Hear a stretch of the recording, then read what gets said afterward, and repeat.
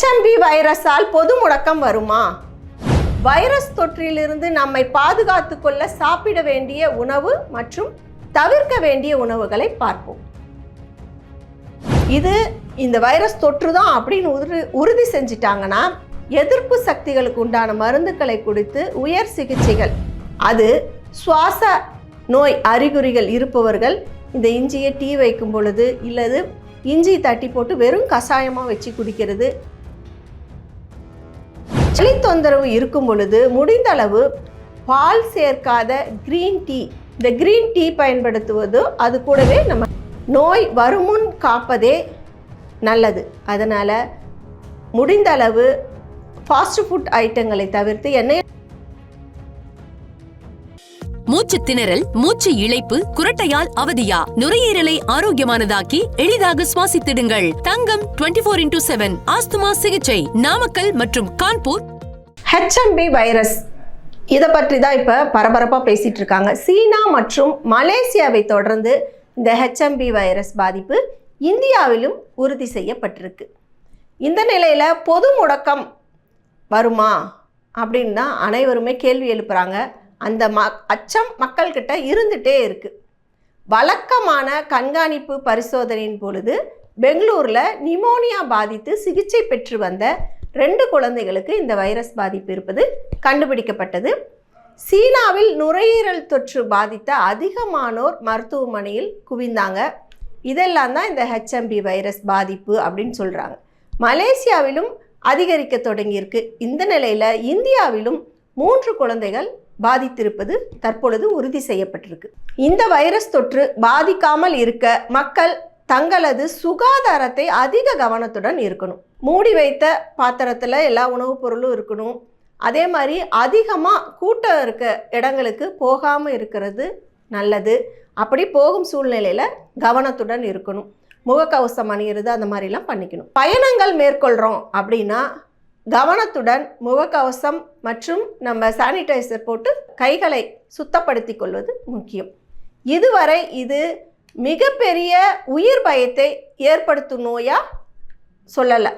பெங்களூரில் வைரஸ் பாதித்த குழந்தைகளில் 1 குணமடைந்து வீடு திரும்பியிருக்கு. எனவே பொது முடக்கம் ஏற்படும் அளவுக்கு நிலைமை மோசமாக ஆகாது. இந்த வைரஸ் 2001ஆம் ஆண்டே கண்டுபிடிச்சிட்டாங்க. சுமார் 24 ஆண்டுகளாக இந்த வைரஸ் பாதிப்புகள் இருந்துட்டு தான் இருக்குது. இது பாதிச்சா நுரையீரல் தொற்று ஏற்பட்டு மூச்சு விடுவதில் பாதிப்பு ஏற்படுது. இதன் அறிகுறிகளாக தான் சாதாரண சளி மற்றும் காய்ச்சல் இருக்குது. நோய் பாதித்து 4 அல்லது 10 நாட்களுக்கு பிறகு இந்த வைரஸ் உறுதி செய்யப்படுது. இந்த வைரஸ் எல்லோரையும் தாக்குமா? அந்த பயம் எல்லாருக்குமே இருக்குது.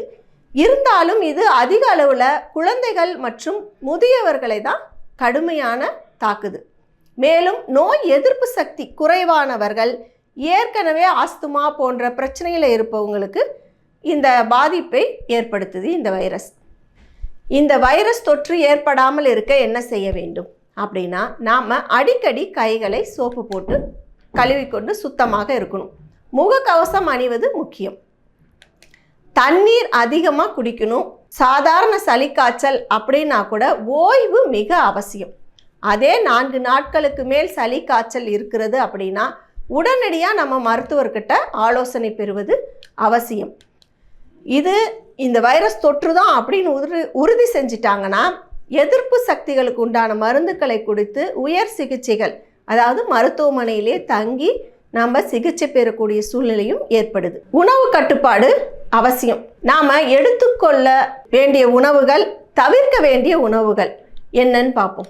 இந்த மாதிரி வைரஸ் தொற்றுக்கள் ஏற்பட்டால் சிட்ரஸ் நிறைந்த, வைட்டமின் C நிறைந்த உணவுகளை அதிகம் எடுத்துக்கணும். அது ஆரஞ்சு பழம், திராட்சை பழம் மற்றும் எலுமிச்சை பழம். இதில் வைட்டமின் C அதிகமாக நிறைந்திருக்கு. இது நோய் எதிர்ப்பு சக்தியை பலப்படுத்தும். நம்ம உணவில் தக்காளியை சேர்த்துக்கிறோம். அது நுரையீரலுக்கு தேவையான ஆக்சிஜனை கொடுக்குது. இந்த ஆக்சிஜன் ஏற்றத்தை வழங்குவதால் இதயமும் நல்ல முறையில் செயல்படுது. இஞ்சி இந்த டைமில் நம்ம எடுத்துக்கணும்.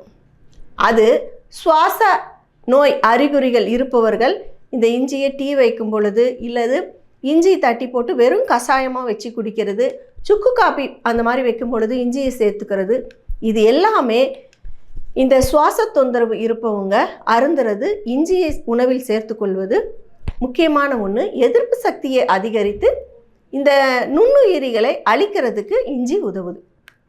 அதே மாதிரி பூண்டு அதை உபயோகிக்கணும். அதுவும் எதிர்ப்பு சக்தியை கூட்டி சுவாச தொற்றை ஏற்படாமல் பாதுகாக்குது. இந்த பூண்டு உணவில் எடுத்துக்கொள்வதால் சளி தொந்தரவுகள் ஏற்படுறதுக்கு உண்டான பாதிப்புகளை அதிக அளவில் குறைக்குது. அதே மாதிரி நம்ம நட்ஸ் விதைகள் அப்படின்னு பார்த்தோம்னா பாதாம், சூரியகாந்தி விதைகள், இதில் விட்டமின் இ நிறைஞ்சிருக்கு. அது நுரையீரல் ஆரோக்கியத்திற்கு வெகுவாக பயன்படுது. இது நல்ல கொழுப்பு கூட, அதனால் இதை எடுத்துக்கலாம். மற்றும் இதில் புரதச்சத்து அதிகம் இருக்கிறதால இந்த நட்ஸ் வகைகளை அளவாக எடுத்துக்கொள்ளணும். அசைவ உணவு அப்படின்னு பார்த்தோம்னா மீன் எடுத்துக்கலாம். அதுவும் குழம்பாக வச்சு காரம் கம்மியாக சாப்பிட்றது உகந்தது. சால மீன், காணாங்கல்தி, மத்தி மீன் இதெல்லாம் எடுத்துக்கலாம். இதில் ஒமேகா 3 இருப்பதால் சுவாசம் ஆரோக்கியமாக இருக்குது. இந்த தொற்றுக்கள் வெகுவாக குறையுது. சளி தொந்தரவு இருக்கும் பொழுது முடிந்த அளவு பால் சேர்க்காத கிரீன் டீ, அந்த கிரீன் டீ பயன்படுத்துவதோ, அது கூடவே நம்ம மஞ்சள் சிறந்த கிருமி நாசினி, அது அனைவருக்குமே தெரிஞ்சது தான். இரவில் மஞ்சள் பால் குடிப்பது அது வழக்கமாக எல்லாருமே ஓரளவுக்கு வச்சிட்ருக்கோம். இந்த மாதிரி தொந்தரவுகள் இருக்கும் பொழுது வீட்டிலே நம்ம எடுத்துக்கிறது தான். பாலில் சிறிதளவு மஞ்சத்தூள் போட்டு குடிக்கிறது நைட்டில் படுக்கும் பொழுது. இது எதிர்ப்பு சக்தியை அதிகரிக்குது. கீரை வகைகள் அப்படின்னு பார்த்தோம்னா அதில் வைட்டமின் சி, இ மற்றும் பீட்டா கரோட்டீன்கள் நிறைஞ்சிருக்கு. இந்த உணவுகளை நம்ம மதிய சாப்பாட்டில் கீரை வகைகள் எடுத்துக்கணும். அது ஜீரண சக்திக்கும் நம்மளுக்கு உகந்தது. ஆரோக்கியம் மிகவும் முக்கியம். இதில் தவிர்க்க வேண்டிய உணவுகள் கட்டாயம் தவிர்க்கணும் அப்படின்னு பார்த்தோம்னா, இந்த உடல்நிலை பாதிச்சிருக்கும் பொழுது இனிப்பு, சர்க்கரை பானங்கள் மற்றும் பதப்படுத்தப்பட்ட உணவுகள் நம்ம நோய் எதிர்ப்பு சக்தியை குறைக்குது. இதனால் தொற்று இருக்கும் பொழுது இதை குறைத்து கொள்வது நல்லது. அதிக காரமான உணவுகள் எடுத்துக்கக்கூடாது. ஏன்னா நம்மளுக்கு அப்போயே இருமல் இந்த மாதிரி தொந்தரவுகள் ஏற்பட்டு தொண்டை எரிச்சல் இருக்கும், இருமல் வர்றதுக்கு அது அசௌகரியத்தை ஏற்படுத்துது. அதனால் காரமான உணவை தவிர்க்கணும்.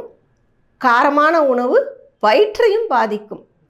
உடல்நல பாதிப்பு இருக்கவங்க காரம் குறைவாக காரம் சேர்த்துக்கணும் அப்படின்னா மிளகு காரம் எடுத்துக்கொள்வது நல்லது.